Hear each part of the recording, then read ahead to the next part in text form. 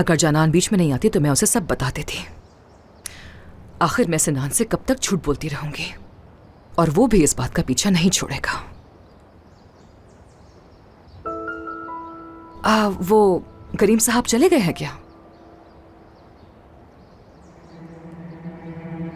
मुझे भी जाके नसरीन से मिलना चाहिए।